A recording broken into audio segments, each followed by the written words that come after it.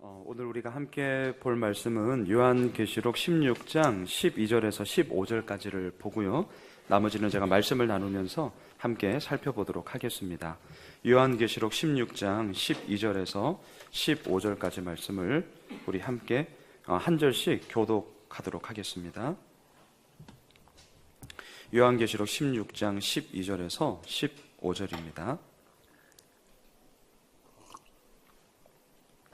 제가 먼저 12절 읽도록 하겠습니다.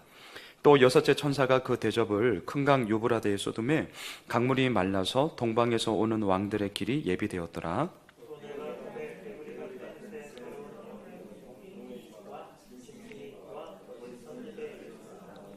그들은 귀신의 영이라 이적을 행하여 온 천하 왕들에게 가서 하나님 곧 전능하신 이의 큰 날에 있을 전쟁을 위하여 그들을 모으더라. 보라, 내가 도둑같이 오리니 누구든지 깨어 자기 옷을 지켜 벌거벗고 다니지 아니하며 자기의 부끄러움을 보이지 아니하는 자는 복이 있도다. 아멘. 저희 교회는 큐티를 강조하는 교회인데요. 큐티에 대해서 조금 말씀을 드리고자 합니다. 큐티는 오늘 아침에도 이렇게 비가 좀 왔지만 한 번 쏟아지고 마는 소나기가 아니라 큐티는 마치 이슬비와 같은 거죠. 그러니까 우리가 일어나서 새벽녘에 풀잎에 맺혀 있는 이슬비, 언제 온지는 모르지만 그래도 촉촉히 적셔져 있는 그 이슬비로 인해서 모든 식물들이 먹고 자람과 같이 말씀 묵상, 큐티는 저는 한 번으로 쏟아지는 소낙비가 아니라 이슬비와 같다라는 생각을 늘 하고 있습니다. 많은 분들이 제가 큐티 이렇게 좀 강조를 많이 하다 보니까 이전교회에서도 많은 분들이 저에게 질문을 했던 것이 있습니다. 목사님, 큐티를 하려고는 하는데 너무 어렵다는 거죠. 너무 어렵다. 우선은 그 말을 한다는 것 자체가 뭔가를 이제 해 보려고 했다는 말이죠. 그래서 제가 감사하다고 늘 얘기를 하죠. 그러면서 제가 왜 어렵다라고 말씀을 하실까, 좀 이렇게 찬찬히 많은 분들과 대화를 나누면서 두 가지 답을 얻었어요. 첫 번째는 뭐냐면, 흔히들 이렇게 얘기하시거든요. 목사님, 아직 제가 믿음이 부족한가 봐요. 이렇게 말씀을 묵상하는데 이게 잘 이렇게 이해되질 않네요. 이렇게 말씀을 하시거든요. 근데 믿음이 부족한 게 아니라 제가 볼 때는 첫 번째는 시간 관리가 안 돼서 그래요. 시간 관리가. 그러니까 큐티가 뭐죠? 콰이어 타임이죠. 타임의 문제거든요. 그러니까 시간 나면 해야지. 제가 단언하건대 절대 못 하십니다. 그러니까 시간을 내셔야 돼요. 그러니까 큐티의 첫 번째 숙제는 뭐냐면, 내가 나의 이 사이클에 있어서, 생활 리듬에 있어서 이때 내가 제일 집중하기 좋다라는 시간을 반드시 가지셔야 한다는 것. 이게 안 되기 때문에 큐티가 지속적으로 안 된다는 것을 제가 알게 되었습니다. 저는 새벽형이에요. 물론 새벽 기도를 해야 되기 때문에 그런 거지만 저는 새벽형입니다. 그래서 늘 새벽 기도, 개인 기도 길게 하면 한 6시 40분까지 하고, 저 어디 이제 사무실 가서 제가 저희 예수오미술교회 늘 카톡방에 이제 정리를 하죠. 한 7시 전까지는 하여튼 정리해서 이렇게 올리죠. 그냥 그게 저의 일상의 삶에 그냥 시간을 관리하는 거예요, 저도. 그렇게 그냥 일어나서 생활하기 때문에 그렇게 저는 하루 일과가 이제 쭉 진행이 되는 거거든요. 자, 두 번째. 왜 많은 분들이 큐티를 어렵다고 하실까? 이렇게 얘기를 들으면서 찬찬히 보니까 두 번째 이유는 본문 관찰이 안 되어서 그래요. 본문 관찰을. 자, 우리도 지금 큐티인이라는 우리 이 큐티 책을 쓰고 있는데, 오늘 본문을 예를 들면 한번 이렇게 본문을 한번 그냥 읽죠. 그리고 나서 우리 큐티 책 뒤에 보면 이제 도움말이 있어요. 도움말 한번 읽어요. 그리고 좀 더 시간이 나시면 이제 간증 한번 읽어요. 어떤 분들은 아예 그냥 시간이 안 된다 해서 간증만 읽고 땡이야. 자, 그러니 무슨 거기에서 묵상이 나올 수 있겠습니까? 묵상이라는 말은 무엇입니까? 히브리어로 되새김질이거든요. 씹고 또 씹고 계속해서 씹어야 되는 것이 묵상인데, 한 번 읽고 어떻게 되겠냐는 거죠. 물론 우리가 바쁩니다. 그리고 목사들인 저희들처럼 많은 시간을 할애할 수는 없습니다. 저희들은 또한 설교를 준비해야 되기 때문에 시간을 내는 거잖아요. 근데 저는 그걸 알게 되었습니다. 제가 개인적으로 큐티하는 거와 설교를 준비하려고 성경을 펴는 것은 천차만별이에요. 확실히 다릅니다. 그래서 저는 큐티를 너무나도 소중하게 생각하는데, 왜냐하면 설교를 준비하기 위해서 성경을 펴는 것은 물론 저에게도 도움은 되지만 그 포커스가 자꾸 어디에 가냐면 듣는 청중에게로 갈 수밖에 없어요. 특별히 주일 예배를, 설교를 계속 일주일 내내 준비하고 있거든요. 주일 예배 같은 경우는. 왜냐하면 신앙의 편차가 너무나 달라요. 그래서 최대한 많은 분들에게 좀 맛있는 요리를 하려고, 제가 영적인 셰프잖아요. 그러니까 이 요리를 어느 특정한 분에게만 줄 수가 없는 거죠. 최대한 맛있게 보편적인 그런 요리를 만들기 위해서 애를 쓰죠. 하지만 수요 예배나 새벽 같은 경우는 조금 다르죠. 그래서 더 본문에 그냥 아예 날 걸로 이렇게 집중해서 조금 다르게 이렇게 가는 이유가 있는 것이죠. 하지만 설교를 준비하기 위해서 성경을 펴는 것과 내가 하나님의 말씀 앞에 나를 비추어 보는 거울을, 그 큐티를 하지 않으면 저 역시도 메말라져 가는 것을 보게 됩니다. 그래서 잊지 맙시다. 두 번째, 본문 관찰을 할 때 적어도 본문을 3번 이상은 보셔야 돼요. 그리고 제가 오늘도 말씀을 나누면서 강조를 하겠지만 반복되는 단어가 뭔지를 꼭 보셔야 돼요. 우리가 국어 시간에 배웠어요. 반복하는 것이 무엇입니까? 그 단원에서 강조하고자 하는 바거든요. 성경도 똑같습니다. 그리고 주어와 동사가 뭔지도 보셔야 되고, 하나님이 어떤 분이신지도 보셔야 되고, 예수님이 어떤 분이신지도 보셔야 되고, 약속이 뭔지, 명령이 뭔지, 이런 것들을 성경 다를 보라는 게 아니에요. 그 한날 주어진 본문이 나에게 하시는 말씀이라는 그 확신과 그 믿음 하에서 그 본문을 계속해서 보는 거예요. 저는 사실 10번 이상 보거든요. 근데 다들 바쁘시니까 적어도 3번 이상은 오히려 간증 이런 거 안 봐도 돼요. 본문 해설 안 보셔도 돼요. 그냥 그 본문만 뚫어져라 보는 거예요. 그래서 반복되는 단어, 어려운 것 아닙니다. 주어가 뭔지 동사가 뭔지 이거 다 알잖아요. 그 하나님이 어떤 분이신지 그렇게 찾으면서 이것이 하나하나 쌓일 때에 이슬비가 된다니까요. 그리고 그것이 우리들의 자양분이 되어서 결국 내가 하나님 앞에 서게 되어지는 아주 큰 힘이 되어지는 것을 보게 됩니다. 자, 이러한 것을 우리가 계속해서 새벽마다 보고 있는 건데, 우리가 수요일에는 우리 월화수 살펴보았던 말씀을 다시 한번 정리하고자 합니다. 자, 오늘 크게 2가지 기둥으로 세워놓고 말씀을 보겠습니다. 첫 번째는 크다라는 거고요. 두 번째는 비밀입니다. 크다, 비밀. 이 두 기둥을 중심으로 해서 요한계시록 16장부터 18장 8절까지를 제가 함께 좀 보고자 합니다. 여러분, 요한계시록 16장부터는 7 대접 심판이 이루어지고 있습니다. 16장 2절을 한번 가보십시오. 자, 16장 2절. 7 대접 심판이 이제 이루어지고 있는데, 읽으시면서 그 심판이 어디에 쏟아지고 있는지를 한번 잘 보시면 좋겠습니다. 자, 16장 2절 같이 한번 저와 읽어보실까요? 시작. 첫째 천사가 가서 그 대접을 땅에 쏟음에 짐승의 표를 받은 사람들과 그 우상에게 경배하는 자들에게 악하고 독한 종기가 나더라. 자, 첫 번째 대접 심판이 어디에 쏟아지고 있나요? 땅입니다. 3절을 보세요. 제가 읽을게요. 둘째 천사가 그 대접을 어디에 쏟죠? 바다에 쏟습니다. 4절로 넘어갈게요. 셋째 천사가 그 대접을 강과 물 근원에 쏟고 있습니다. 8절로 가보세요. 8절. 넷째 천사가 그 대접을 해에 쏟고 있네요. 10절로 가보세요. 또 다섯째 천사가 그 대접을 짐승의 왕자에 쏟고 있습니다. 자, 땅, 바다, 강, 물 근원, 해. 이것은 어디입니까? 우리가 지금 거하고 있는 소위 자연계를 의미하고 있는 것이죠. 그리고 다섯째 천사가 쏟고 있는 이 대접 심판은 짐승의 왕자. 자, 여기서 말하는 짐승은 결국은 사단을 얘기하는 것이죠. 왕자는 무엇입니까? 권력, 힘, 권세를 의미하고 있는 거죠. 그 사단의 권세 앞에 하나님이 벌벌 떠는 것이 아니라 오히려 하나님의 맹렬한 심판의 진노가 그곳 가운데 이루어지고 있음을 우리들에게 보여주고 있습니다. 자, 지금 16장부터 이 7 대접 심판이 거침없이 이루어지고 있는데 우리는 생각할 수 있습니다. 이게 뭐냐? 이게 좀 너무 과한 게 아니냐? 이렇게 생각할 수가 있는데요. 그렇지 않습니다. 여기에 대해서 천사들이 이렇게 얘기를 하고 있습니다. 16장 5절을 보십시오. 이 심판에 대해서 이렇게 정의하고 있습니다. 같이 읽겠습니다. 시작. 내가 들으니 물을 차지한 천사가 이르되 전에도 계셨고 지금도 계신 거룩하신 이여 이렇게 심판하시니 의로우시도다. 하나 더 볼까요? 저쪽 7절로 넘어가시죠. 7절 같이 읽겠습니다. 시작. 또 내가 들으니 제단이 말하기를 그러하다. 주 하나님 곧 전능하신 이시여 심판하시는 것이 참되시고 의로우시도다 하더라. 그렇습니다. 하나님의 심판은 결코 불의한 것이 아니었습니다. 하나님의 심판은 결코 왜곡된 것이 아니었습니다. 하나님의 심판은 결코 거짓이 아니었습니다. 하나님의 심판은 의로운 것이었고 참된 것이었습니다. 자, 그럼 이러한 하나님의 심판을 받고 있는 많은 사람들의 반응은 어떠해야 합니까? 참되고 정직한 것이고 의로운 심판이라면 그 심판을 받고 있는 사람들의 반응이 어떠해야 됩니까? 주님 잘못했습니다. 주님 제가 너무나 헛살았군요. 정말 주님 앞에 내가 다시금 회개하며 주님의 그 은혜를 구합니다 라고 가야겠죠. 근데 그게 이제 우리 생각이라는 거죠. 그게 우리 생각이에요. 자, 여러분 9절을 보세요. 9절.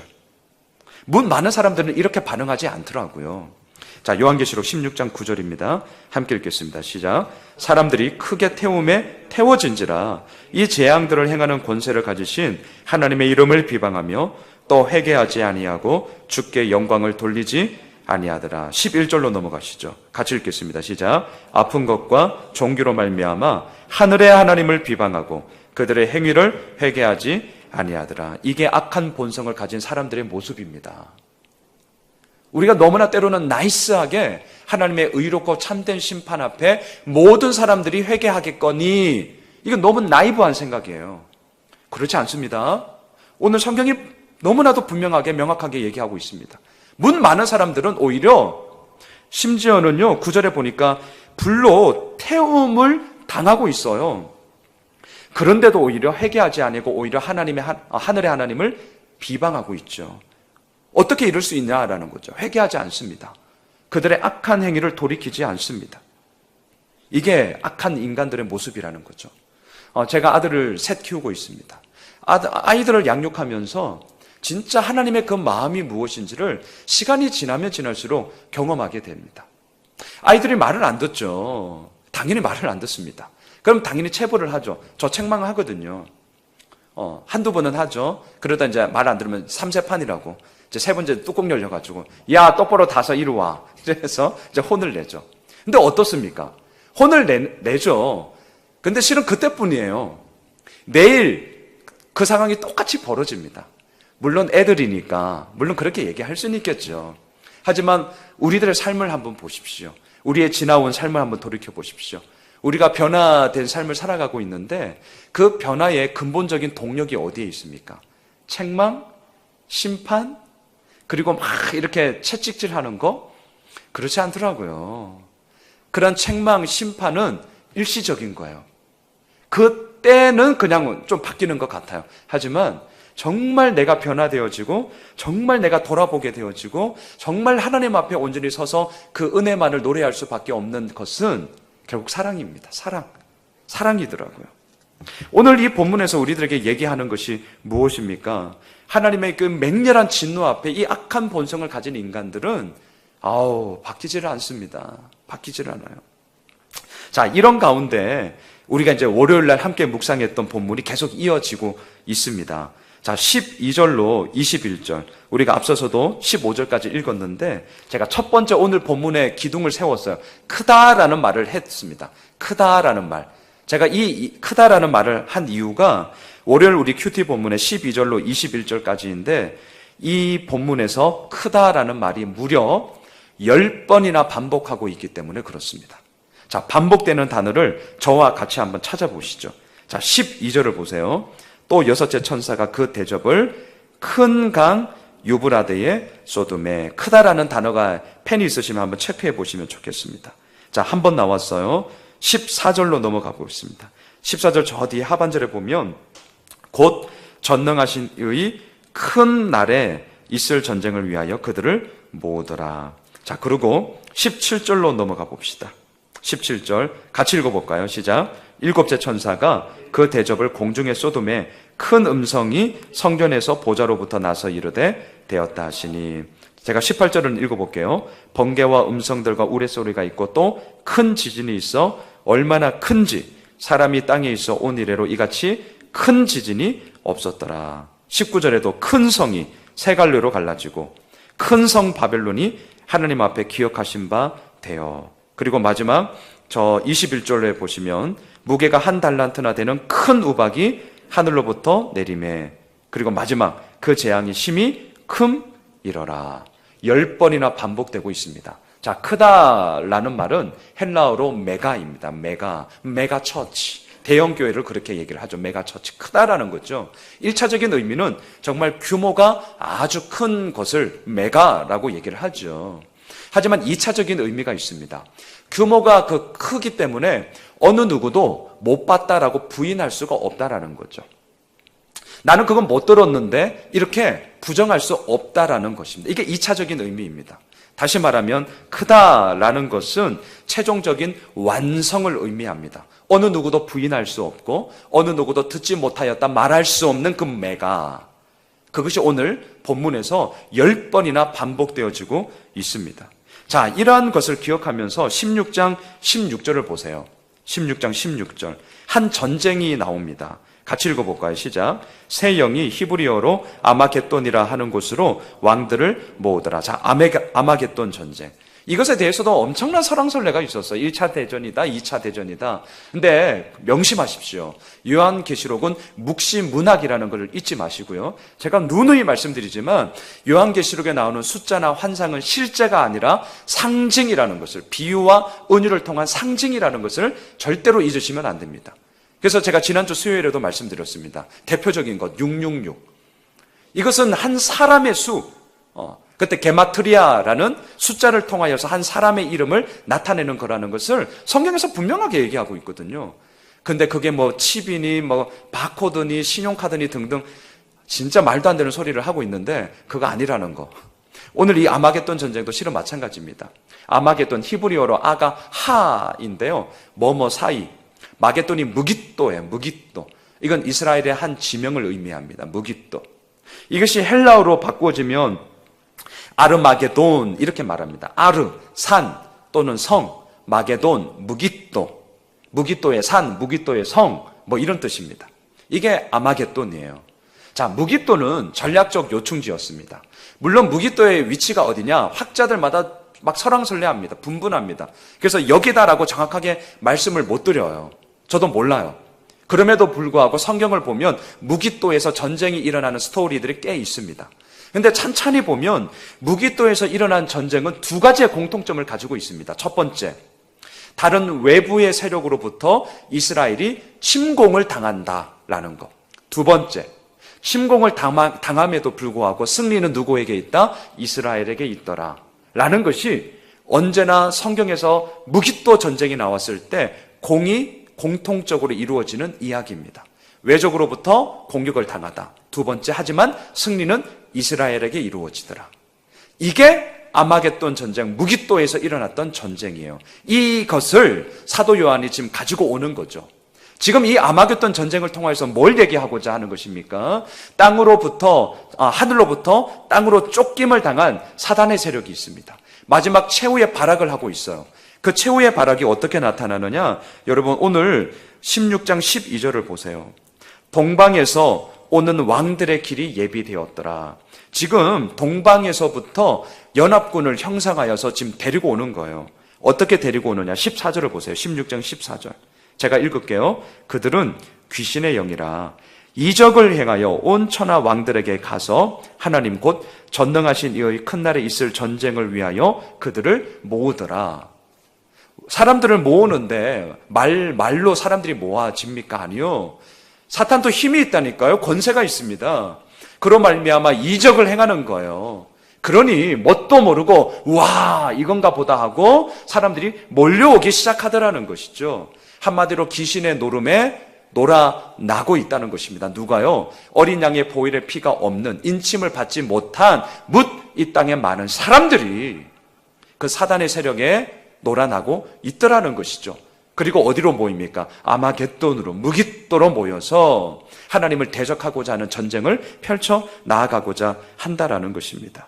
자, 한편 오늘 16장 17절 이하를 보면 일곱째 천사가 공중에 대접을 쏟습니다. 공중에. 17절을 보세요. 일곱째 천사가 그 대접을 공중에 쏟음에. 자, 이 공중이라는 단어가 나왔습니다. 에베소서 2장 2절을 제가 한번 읽어드릴게요. 그때 너희는 그 가운데서 행하여 이 세상 풍조를 따르고 공중의 권세 잡은 자를 따랐으니 곧 지금 불순종의 아들들 가운데서 역사하는 영이라. 자, 공중은 사단 마귀가 자신들의 힘을 발휘하는 곳이죠. 물론 영원하지는 않습니다. 한시적입니다. 그럼에도 불구하고 공중에서 그들의 힘을 과시하고 있습니다. 바로 그것이 공중인데 7 대접 심판을 통하여서 그 공중을 하나님이 심판하고 있습니다. 그러면서 큰 음성으로 말하는 게 있어요. 여러분 17절 중반부터 한번 보세요. 큰 음성이 성전에서 보좌로부터 나서 이르되 뭐라고 말하죠? 되었다. 이 말이 상당히 중요한 단어입니다. 16장 17절에 되었다. 자, 이 말을 사실은 우리가 본 적이 있고 이미 들은 적이 있습니다. 어디냐면 예수님의 십자가상이에요. 예수님이 십자가에서 7마디의 말을 하였다 하여서 우리는 가상칠언이라고 하지 않습니까? 그 가상칠언의 마지막 말이 무엇입니까? 다 이루었다입니다. 다 이루었다. 이것이 헬라어로 테텔레스타이입니다. 테텔레스타. 다 이루었다는 거죠. 최종적인 완성입니다. 더 이상 무엇이 필요 없다는 것이죠. 이것으로 모든 것이 온전하게 이루어졌음을 얘기합니다. 자, 그때 다 이루었다 라는 이 말이 오늘 이 16장 17절에 똑같은 의미입니다. 물론 헬라어로는 다릅니다. 오늘 이 17절에 있는 단어는 게고넨이라는 단어입니다. 근데 이렇게 좀 책을 찾아보니까 이 게고넨이라는 단어와 테텔레스타이라는 이 단어가 같은 어법으로, 같은 용법으로 실은 사용이 되어진 단어라고 하더라고요. 그래서 오늘 이 본문에서 되었다라는 건 역시 마치 예수님께서 십자가를 짊어지시고 구원의 모든 사역을 최종적으로 완성하였을 때 선포하셨던 그 말씀, 다 이루었다와 함께 연결이 되어지는 말씀인 것을 보게 됩니다. 하나님의 최종적인 심판이 지금 이루어지고 있습니다. 18절을 보십시오. 16장 18절을 보면 번개와 음성들과 우레소리가 있습니다. 언제나 성경에서 번개, 음성, 우레소리는 하나님의 현현을 나타냅니다. 한편 큰 지진이 일어납니다. 성경에서 지진은 언제나 하나님의 심판을 의미합니다. 자, 지진이 일어났는데 그 결과가 무엇입니까? 19절을 같이 읽읍시다. 16장 19절 함께 읽겠습니다. 시작. 큰 성이 세 갈래로 갈라지고 만국의 성들도 무너지니 큰 성 바벨론이 하나님 앞에 기억하신 바 되어 그의 맹렬한 진노의 포도주 잔을 받으매. 여기서 말하는 큰 성 또는 큰 성 바벨론은 로마 제국을 의미하고 있는 것이죠. 이 로마 제국이 완전히 무너지고 있음을 말하고 있습니다. 그런데 여기서 우리가 눈여겨보고자 하는 것이 있습니다. 제가 월요일 날 개인적으로 큐티 묵상을 하면서도 우리 카톡방에 이미 올린 것처럼 제 마음에 들어왔던 한 단어가 있어요. 그것은 뭐냐면 하나님 앞에 기억하신 바 되어, 이겁니다. 16장 19절에서 하나님 앞에 기억하신 바 되어. 다시 말하면 하나님께서 큰 성 바벨론을 기억하셨다는 거죠. 그러면서 저 스스로에게 이렇게 한번 물어보았습니다. 주님께서 과연 양순웅 목사를 볼 때 무엇을 기억하실까요? 이게 갑자기 생각이 나더라고요. 과연 내가 하나님 앞에 섰을 때 하나님은 나를 뭘 기억하실까? 이 자리에 우리가 함께 예배 드리고 있는 우리 믿음의 가족 여러분, 하나님이 우리들을 바라보실 때 뭘 기억하실까요? 이런 질문을 이렇게 우리가 서로 주고받을 때에 10중 8구는 뭘 먼저 떠오르냐면 소위 우리가 했던 일이 가장 먼저 떠올라요. 어쩔 수 없어요. 우리들이 했던 공로, 업적, 성과. 하나님 제가 이렇게 했어요. 하나님 제가 교회 개척했어요. 뭐 이런 거 예를 들어서 어떤 일들이 이렇게 나타납니다. 그런데 사실은요, 물론 그것이 잘못됐다는 것이 아니라 어떤 일, 성과, 공로, 업적이 나오기까지 그것은 결과물이고요. 그 나오기까지 원인이 있잖아요. 원인이. 이걸 봐야 되는 거죠. 원인이. 그 원인이 뭐냐? 우리는 딱 하나밖에 없어요. 주께서 주신 모든 은혜, 이 찬양밖에 없는 거죠. 주님께서 주신 그 모든 은혜가 너무나도 크고 감사하기에 그 은혜의 이끌림 따라 그냥 반응하다 보니까 이런 게 이루어졌네. 하나님께서 내 삶 가운데 이런 것들을 행하셨어 라고 나오게 되는 것이죠. 그래서 제가 월요일날 이렇게 말씀을 묵상하면서 한 찬송가가 떠올랐어요. 실은 그것이 뭐였냐면 찬송가 314장이었어요. 내 구주 예수를 더욱 사랑. 특별히 3절 가사 제가 한번 읽어드릴게요. 이 세상 떠날 때 찬양하고 숨질 때 하는 말 이것일세. 다만 내 비는 말 내 구주 예수를 더욱 사랑. 내 구주 예수를 더욱 사랑. 하나님 앞에 기억하신 바 되어 오늘 말씀이 얘기하고 있는데 저는 그러면서 이렇게 좀 정리를 했어요. 주님, 제가 주님께 기억되는 바가 뭐가 있을까라는 이 질문 앞에 주님, 숨질 때 하는 말, 이전에 이 세상 떠날 때 찬양하고 숨질 때 하는 말, 내 구주 예수를 더욱 사랑합니다 라는 이 말이 기억되면 참 좋겠다 라는 생각을 하게 되었습니다. 바라기는 우리들의 모든 삶 가운데도 진짜 하나님 앞에 내 삶이 뭐가 기억이 될까라고 할 때 내 구주 예수를 더욱 사랑합니다, 참 너 나와 사랑을 많이 나누었구나 라는 이것으로 우리가 하나님 앞에 기억되는 그런 귀한 은혜가 있었으면 좋겠습니다. 두 번째, 비밀입니다. 비밀. 여러분, 비밀이라는 말을 들을 때에 한편으로는 궁금하죠. 궁금함이 풀리지 않으면 답답합니다. 도대체 이게 뭐냐? 하지만 또 한편으로는 비밀이라는 말을 들을 때는 신비합니다.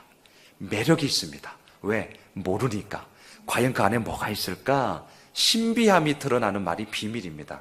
이 비밀이라는 단어는 상당히 이중적인 이 두 가지 모습을 담고 있는 것이죠. 자, 이 비밀에 대한 이야기가 17장부터 19장 10절까지 이루어집니다. 여러분, 제가 왜 비밀이라는 단어를 쓰냐면 이유가 있는데, 자, 이제 17장으로 넘어가겠습니다. 우리가 화요일 날 살펴보았던 말씀인데 요한계시록 17장 6절을 보십시오. 6절.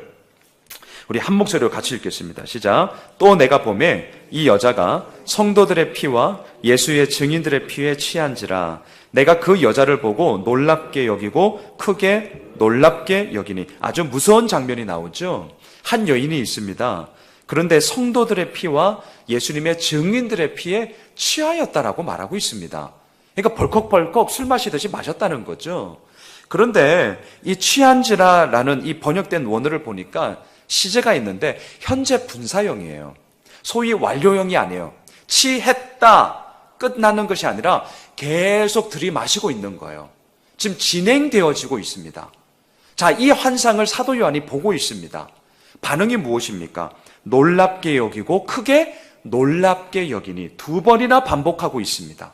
이건 무엇을 얘기합니까? 주님, 어떻게 이런 일이 일어날 수 있습니까? 라는 항변이라는 거죠. 왜요? 죽어가고 있는 이가 누구입니까? 성도들이었습니다. 죽어가고 있는 이가 누구입니까? 예수님의 증인들이었습니다. 근데 그 피를 이 여인이 벌컥벌컥 들이마시고 있는 것입니다. 두렵기도 합니다. 무섭습니다. 하지만 한편으로는 항변이 나옵니다. 주님, 어떻게 이런 일이 일어날 수 있습니까? 해결되지 않는 것이죠. 자, 그럴 때에 이 해결되지 않으면 얼마나 답답하겠습니까? 어떻게 이런 일이 일어날 수 있느냐라는 이 말 앞에 풀리지를 않으니까요. 그러자 천사가 17장 7절에서 이렇게 대답을 합니다. 자, 17장 7절 함께 읽겠습니다. 시작. 천사가 이르되 왜 놀랍게 여기느냐? 내가 여자와 그가 탄 7머리와 10뿔 가진 짐승의 비밀을 내게 이르리라. 자, 풀리지 않았기 때문에 너무나 답답했습니다. 놀랍게 여기고 크게 놀랍게 여겼습니다. 다시 말하면 어떻게 이럴 수 있습니까? 라고 항변했습니다. 하지만 그 비밀을 이제 천사가 풀어주고 있습니다. 자, 그러면 이 비밀품을 우리가 한번 같이 보죠. 자, 17장 1절로 가보십시오. 17장 1절. 비밀을 한번 우리도 같이 한번 풀어보겠습니다. 자, 1절입니다. 읽겠습니다. 시작. 또 7 대접을 가진 7 천사 중 하나가 와서 내게 말하여 이르되 이리로 오라. 많은 물 위에 앉은 큰 음녀가 받을 심판을 내게 보이리라. 두 가지 궁금함이 나옵니다. 많은 물 위에 앉았다는 것과 음녀 한 여인에 대한 이야기인데 먼저 15절로 넘어가십시오. 17장 15절. 여기에 이제 이 비밀의 한 대답이 나오고 있습니다. 자, 17장 15절입니다. 읽습니다. 시작. 또 천사가 내게 말하되 내가 본 바 음녀가 앉아있는 물은 백성과 무리와 열국과 방언들이니라. 이 말을 한마디로 말하면 열방, 이렇게 우리는 표현을 하죠. 아, 물 위에 앉았는데 물은 단지 물이 아니고 워러가 아니고 열방을 뜻하는 것이구나. 비밀 하나를 풀었습니다. 두 번째, 음녀가 도대체 누구냐? 궁금하죠. 18절을 보십시오. 요한계시록 17장 18절 음녀에 대해서 나옵니다. 함께 읽습니다. 시작. 또 내가 본 그 여자는 땅의 왕들을 다스리는 큰 성이라 하더라. 아, 이 여자는 단지 우먼이 아니라 큰 성, 다시 말하면 이 성은 이 로마 제국을 의미하고 있거든요. 땅의 왕들을 다스리는 힘을 가지고 있는 로마 제국을 의미하고 있구나라고 얘기를 하는 것이죠. 자, 이 여인의 특징이 뭔 줄 아세요? 17장 2절로 다시금 돌아가 보세요. 2절에 보시면 제가 읽을게요. 땅의 임금들도 그와 더불어 음행하였고 땅에 사는 자들도 그 음행의 포도주에 취하였다 하고, 이 여인의 특징은요, 음행입니다. 여러분, 성경에서 말하는 음행은 물론 첫 번째, 성적인 방종, 성적인 타락을 의미하죠. 하지만 두 번째, 음행은 지극히 인간의 본성, 욕망으로 말미암아 살아가고 있는, 다시 말하면 하나님을 떠나 자기 마음대로 살아가고 있는 삶을 대표하는 단어입니다. 그것이 음행입니다. 이 로마 제국은 인간의 본능과 그냥 그 욕정에 이끌려서 살아갔던 그런 삶이었습니다. 그 음행의 뿌리는 하나님을 떠남이었습니다. 자, 이 여인의 손을 한번 보세요. 4절입니다. 4절을 보시면 이 손을 얘기하고 있는데 같이 읽어볼까요? 시작. 그 여자는 자줏빛과 붉은빛 옷을 입고 금과 보석과 진주로 꾸미고 손에 금잔을 가졌는데 가정한 물건과 그의 음행에 더러운 것들이 가득하더라. 자, 자줏빛 옷, 붉은빛 옷은 당시 로마 시대에 있어서 관료들이 입는 관복이 있습니다. 붉은빛 옷, 자줏빛 옷은 고위 대관들만 입는 옷입니다. 힘이 있다는 거죠.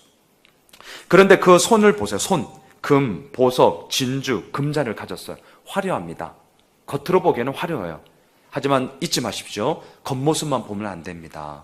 자, 그 속모습을 보세요. 속모습. 금잔을 가졌는데 겉은 화려한데 속이 어때요? 가증합니다. 속이 어때요? 음행의 더러움으로 꽉 차 있습니다. 그러니 하나님 보시기에 어찌 이게 화려한 것입니까? 가증스러운 것이죠. 더러운 것이죠. 비열한 것이죠. 이것에 대해서 어찌 가만히 있을 수 있겠습니까? 그리함으로 말미암아 하나님의 맹렬한 진노가 이루어지게 되더라는 것이죠. 자, 지금 우리는 이 음녀에 대해서 살펴보았습니다. 그런데 여러분 17장 16절을 한번 가보십시오. 17장 16절 하나의 싸움, 미워하는 이야기가 나옵니다. 같이 읽어볼까요? 시작. 내가 본 바 이 열불과 짐승은 음녀를 미워하여 망하게 하고 벌거벗게 하고 그의 살을 먹고 불로 아주 살리라. 제가 짐승의 이야기는 지금 조금 생략을 했는데요. 이 짐승 역시 요한계시록 13장에 이미 나왔어요. 우리가 새벽마다 다 봐왔습니다. 이 짐승 역시 누구를 의미하냐면 로마 제국을 의미해요. 그러면 의문을 가지셔야 돼요. 짐승과 음녀는 동일하게 로마 제국을 의미하는데 얘네들이 서로 미워한다는 거예요. 이것을 일컬어서 뭐라 그러죠? 자중질환이라 그러죠. 로마 제국이 어떻게 망했습니까? 외부 세력 때문에 망한 게 아니거든요. 자기들 스스로 권력 찬탈을 위해서 내부의 그 암투로 말미암아 스스로 망했습니다. 미워함이었습니다. 그것을 얘기하고 있어요. 그럼 우리가 하나 더 질문해야 돼요. 왜 이렇게 미워하게 되었느냐? 그 근본 이유가 뭐냐? 17장 17절에 나옵니다. 17장 17절. 같이 읽을까요? 시작. 이는 하나님이 자기 뜻대로 할 마음을 그들에게 주사 한 뜻을 이루게 하시고, 여기까지요. 한마디로 말하면 하나님이 그냥 내버려 두셨다는 거예요. 로마서 1장 28절에서 32절까지 나오는 상실한 마음대로 그저 내버려 두사, 신학적인 용어로 하나님의 유기, 이렇게 얘기하죠. 그냥 내버려 두셨다는 거예요. 내버려 두니까 그 결과가 무엇입니까? 서로 미워하고 싸우는 것 뿐이라는 것이죠. 그리고 그 결론이 오늘 본문, 오늘 우리가 새벽에 살펴보았던 요한계시록 18장으로 이제 넘어오게 됩니다. 여러분 18장 2절을 가보십시오. 자, 18장 2절, 이제 우리가 끝을 향하여 지금 가게 되는데요. 18장 2절 한 목소리로 같이 읽겠습니다. 시작. 힘찬 음성으로 외쳐 이르되 무너졌도다 무너졌도다 큰 성 바벨론이여, 귀신의 처소와 각종 더러운 영이 모이는 곳과 각종 더럽고 가증한 새들이 모이는 곳이 되었도다. 제가 접대 말씀드렸습니다. 요한계시록은 이미 이루어졌던 일들, 과거를 보면서 쓰는 것이 아니라 앞으로 이루어질 일에 대해서 환상을 바라보며 쓰고 있는 책입니다. 그러면 이 시제가 어떻게 되냐? 무너질 것이다, 무너질 것이다. 이게 자연스러운 시제입니다. 왜? 요한계시록은 앞으로 일어날 일들에 대해서 지금 쓰고 있는 것이니까. 이런 것을 이제 큐티를 하면서 질문을 던져셔야 돼요. 왜 과거형을 쓰고 있지? 이상하다. 이렇게 나오셔야 되는 거예요. 자, 그러면 왜 과거형을 씁니까? 왜 무너졌도다, 무너졌도다 라고 쓰는 것입니까? 이것은 이런 것입니다. 앞으로 일어날 일이 분명한데 이것이 확실하다는 거예요. 변함이 없다는 거예요. 반드시 이루어진다는 거예요. 이것을 강조하기 위해서 사도 요한은 의도적으로 지금 쓰고 있습니다. 무너졌도다, 무너졌도다. 이렇게 강조를 하면서 왜 무너졌는가? 오늘 이 본문을 보면 음행 때문에 무너졌다라고 계속해서 반복하고 있습니다. 그것이 3절입니다. 18장 3절. 이건 제가 읽겠습니다. 그 음행의 진노의 포도주로 말미암아 만국이 무너졌으며 또 땅의 왕들이 그와 더불어 음행하였으며 땅의 상인들도 그 사치의 세력으로 치부하였도다 하더라. 왜 무너졌느냐? 음행 때문에 무너졌다는 거죠. 그리고 하나 더 보고 마치겠습니다. 그렇다면 이 음행의 뿌리는 뭐냐? 오늘 제가 큐티 나눔에도 나누었던 내용인데요. 18장 7절입니다. 같이 읽어보도록 할까요? 18장 7절입니다. 시작. 그가 얼마나 자기를 영화롭게 하였으며 사치하였든지 그만큼 고통과 애통함으로 갚아주라. 그가 마음에 말하기를 나는 여왕으로 앉은 자요 가부가 아니라 결단코 애통함을 당하지 아니하리라 하니. 이 음행의 뿌리가 뭐냐라는 거죠. 한마디로 자기 자신을 영화롭게 함. 소위 자기 숭배라는 거예요. 저는 오늘 말씀에도 좀 나누었지만 목사로서요 힘겨움이 뭐냐면 명분이 너무 좋다는 거. 제가 주일 설교 때도 한번 고백을 했던 적이 있죠. 목사로서 너무 힘든 거는 명분이 좋다는 거예요. 뭐 새벽기도 하는 거 안 힘들어요. 빨리 자면 돼요. 그런 거 안 힘들어요. 명분이 너무 좋아요. 전도합시다, 말씀 봅시다, 큐티 합시다, 기도합시다, 선교합시다, 구제합시다. 얼마나 좋습니까? 근데 더 중요한 게 뭔 줄 아십니까? 그렇게 말하고 있는 그 뿌리를 잘 보라는 거예요. 지금도 이 교계에 여전히 안타까운 소식들이 많이 있잖아요. 그 뿌리가 무엇입니까? 물론 속단할 수는 없습니다. 감히 제가 저도 부족하기 때문에 속단할 수는 없습니다. 그럼에도 불구하고 자기 숭배예요. 자기 숭배. 지금 제가 이렇게 말씀을 전하고 있잖아요.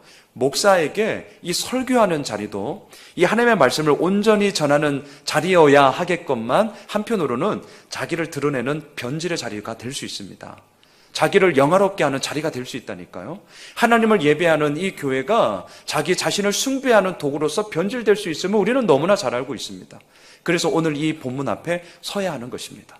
하나님을 영화롭게 해야 함이 되어야 하겠건만 자기를 영화롭게 하고 있습니다. 주님만을 더욱 사랑합니다라고 되어야 하겠건만 나를 더 사랑합니다라는 자기 사랑에 빠져버리게 되더라는 것이죠. 결국 자기 숭배의 올무에 걸려 넘어지게 되더라는 것이죠.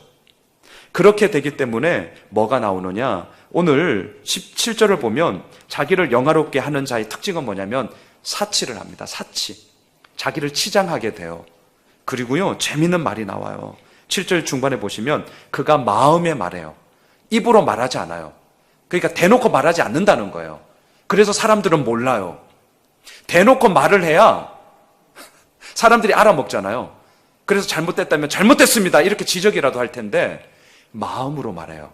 뭘 말합니까? 우리 마음에 말하기를. 그리고 같이 읽어볼까요? 시작. 나는 여왕으로 앉은 자요 가부가 아니라 결단코 애통함을 당하지 아니하리라. 이렇게 말한다는 거예요. 여왕과 가부가 지금 대조되고 있죠. 여왕, 이건 뭐 부연 설명할 거 없죠. 권력의 아주 정점에 있는 자죠. 가부는 최하 빈민층을 얘기하죠. 지금도 마찬가지지만 이 당시 과부는 홀로 살아갈 수가 없습니다. 이 극과 극의 이 신분을 대조를 딱 시키면서 자기 숭배를 하는 자의 특징을 한마디로 이렇게 얘기할 수 있는 거예요. 나야. 내가 누군데 나라니까. 요즘 젊은 애들 노래 주인공은 나야 나 이런 노래가 있는데 네, 괜히 했어요. 네. 자, 이런 노래가 있어요. 나야 나 이런 노래가 있어요. 101이라고. 그 얘기예요. 그 얘기예요. 야, 내가 누군데 지금 이 얘기 한다는 거죠. 자기를 영화롭게 하는 삶의 결론이. 그것이 누굽니까? 큰 성 바벨론. 그것이 로마 제국이었고요. 그것이 묻 예수 그리스도를 따르지 않는 모든 이들의 삶의 결론이라는 것입니다. 그러면 한 절 읽고 제가 마치겠는데 우리는 어떻게 해야 됩니까? 우리는 17장 14절을 읽고 마치겠습니다. 우리가 가야 할 길은 너무나 분명해요. 17장 14절입니다. 우리가 어제 살펴보았던 말씀이에요. 같이 읽을까요? 시작. 그들이 어린 양과 더불어 싸우려니와 어린 양은 만주의 주시요 만왕의 왕이시므로 그들을 이기실 터요 또 그와 함께 있는 자들 곧 부르심을 받고 택하심을 받은 진실한 자들도 이기리로다. 이 길만이 우리가 가야 하는 길입니다. 그러하기에 우리도 승전가를 부를 수 있다는 것이죠. 쫄지 맙시다. 겉모습만 보고 어쩌면 좋아. 물론 그럴 수 있지만 그 끝을 봅시다. 그 속내를 봅시다. 그리고 그 길 가운데 어린 양이신 예수 그리스도와 함께 걸어갈 때에 이기리로다 2번이나 반복하고 있잖아요. 왜요? 잊지 말라는 거예요. 왜요? 그 길 잘 걸어가는 길이라는 것이죠. 바라기는 오늘 이 승전가를 부르면서 우리들의 삶 가운데 함께 하시는 그 예수 그리스도 앞에 우리들의 온전한 믿음의 고백을 드리는 우리 모두가 되시길 주님의 이름으로 축원합니다.